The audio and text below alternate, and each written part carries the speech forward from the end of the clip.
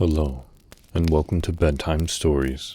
My name is Frank Padour, and I'll be reading to you a Grimm Brothers fairy tale entitled The Three Little Men in the Wood. Once upon a time, there was a man who had lost his wife and had one daughter, and a widow who also had a daughter.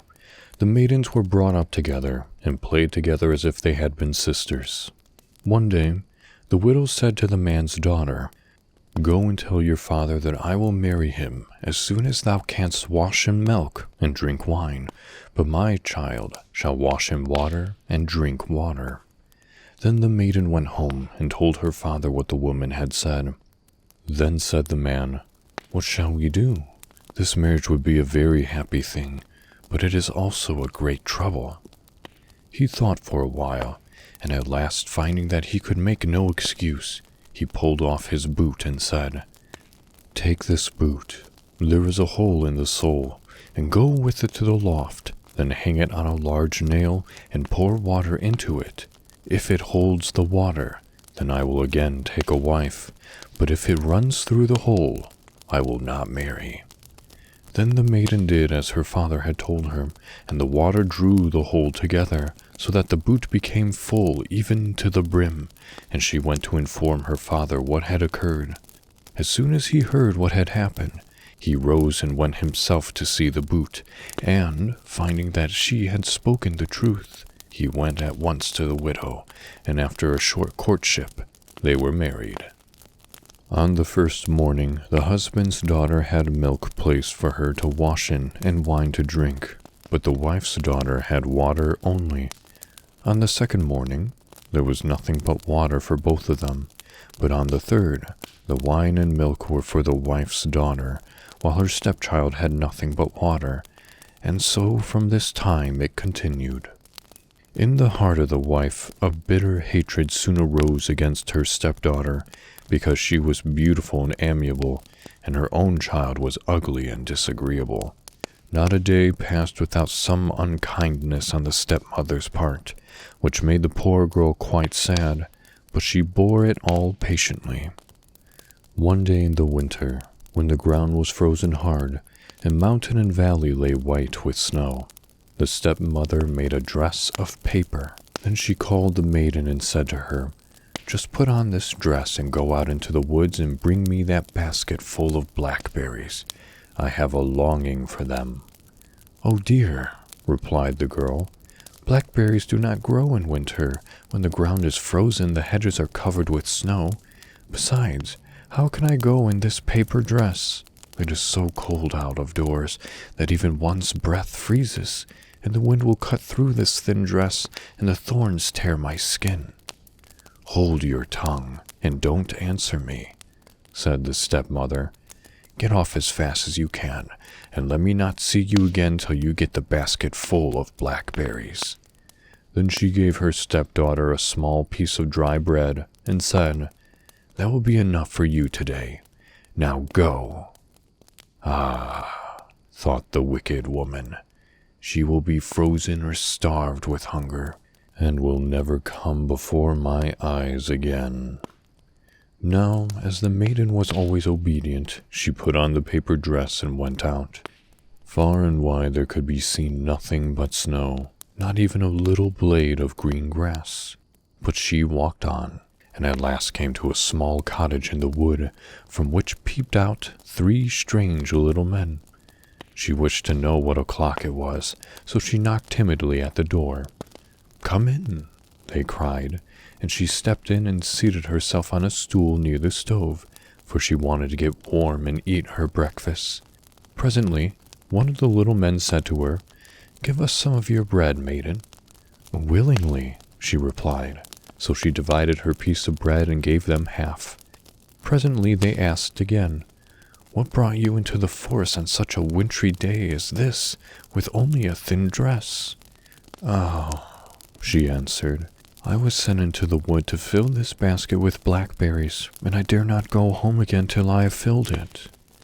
The tiny mannikin said no more till she had eaten her bread, and then one of them gave her a broom and said, "Go and sweep the snow away from the back door." Without a word, the maiden took the broom and went out. As soon as she was gone, the little men began to talk together about her. "She is a pretty, well-behaved girl," said one. "What good fortune shall we send her?" "I will promise," said the first, "that she shall grow every day more beautiful." "And I will endow her with a wonderful gift," said the second. "Every time she opens her mouth to speak, a piece of gold shall fall out." Then the third foretold that a king's son should make her his wife.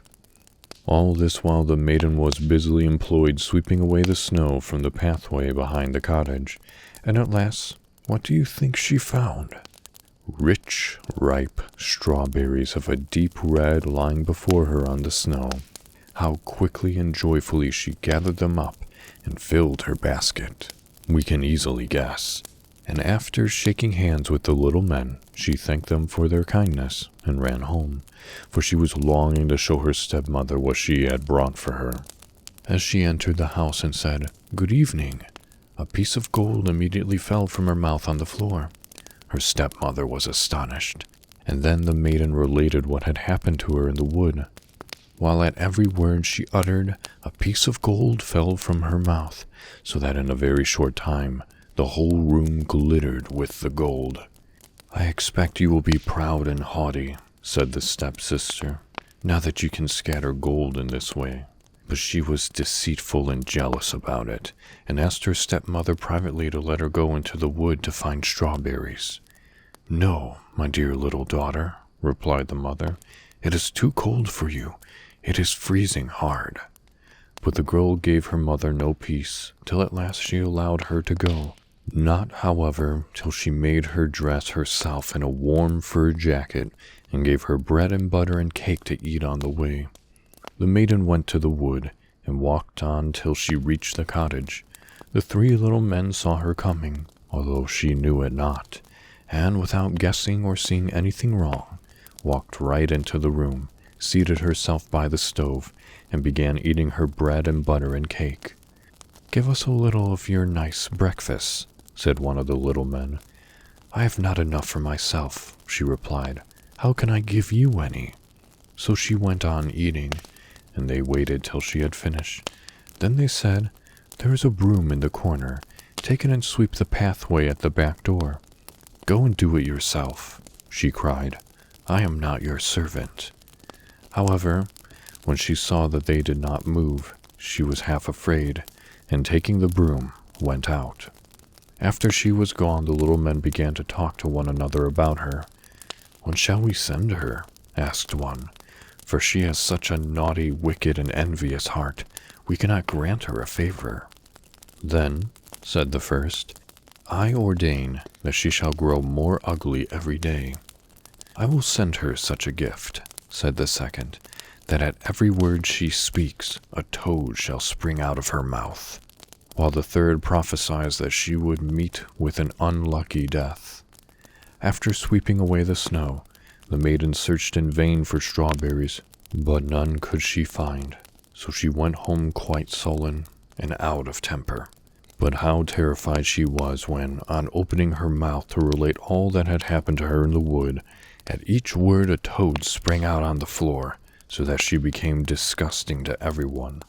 After this, the stepmother became more spiteful against her husband's daughter than ever, and thought only of the means to make her suffer pain and annoyance, for her beauty grew more and more daily. At last, one morning, she took a kettle and set it on the fire to boil yarn. As soon as it was ready, she called the poor girl, and hanging the thread on her shoulder, gave her an axe, and told her to go to the frozen river, break a hole in the ice, and wash the thread. Always obedient, she took the axe and went to break a hole in the ice. But as she struck the first blow, a beautiful little carriage passed by in which sat a young king. He stopped the carriage when he saw the maiden and said, "My child, why are you out here in the cold, and what are you doing?"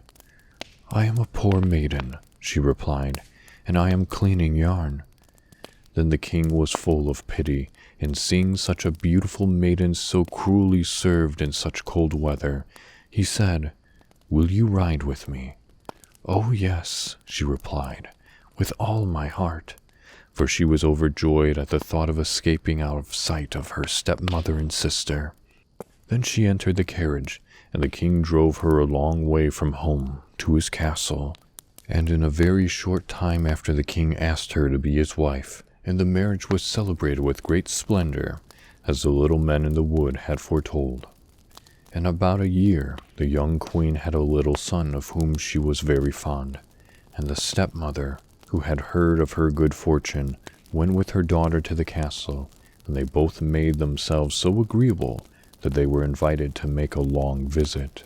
But one day, while the king was from home and no one in the castle near, the wicked woman laid hold of the queen by the head, and her daughter held her by the feet.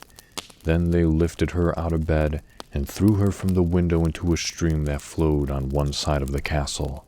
After this wicked deed, the stepmother placed her own daughter in the bed and covered her over with the clothes till only the top of her head could be seen. When the king came back and wished to speak to his wife, the mother exclaimed, "Hush, hush, you must not disturb her. She is in a sweet sleep." However, the next morning the king would see his wife, although he never suspected such wickedness. But when he spoke to her, and she answered him, there sprung out of her mouth at each word a toad, instead of the pieces of gold as before.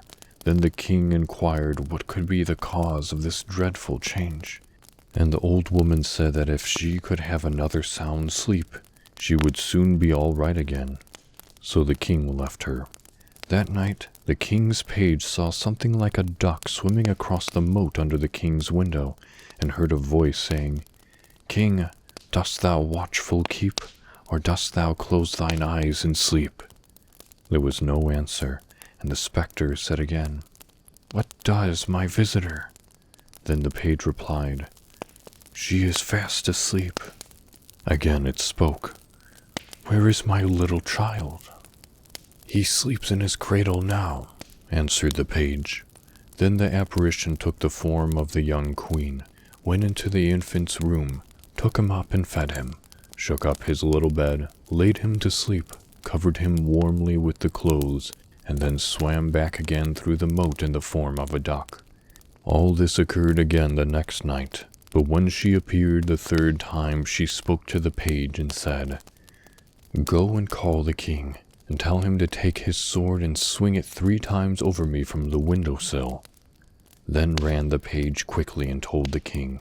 He came immediately with his sword, and swung it 3 times over the apparition, and after the 3rd time, there stood before him his own beautiful wife, healthy and charming as ever. Oh, how happy the king was now! He kept the queen concealed in the room where his baby lived till Sunday, when he was to be baptized. As soon as the ceremony was over, he said to the old stepmother, "What does that man deserve who takes another out of his bed and throws him into the water?" "He deserves nothing better," she replied, "than to be stuck in a barrel full of the points of nails and rolled down a mountain into the water." "Then," said the king, "you have pronounced your own sentence. Let such a barrel as this wicked woman has described be brought, and place her and her daughter in it, that they may be rolled into the water as a punishment for their cruel conduct." But the young queen begged the king to pardon them for her sake, and he consented to do so, on condition that they should be banished from his kingdom. That was a Grimm Brothers fairy tale entitled The 3 Little Men in the Wood. Thank you for listening. Good night, and sweet dreams.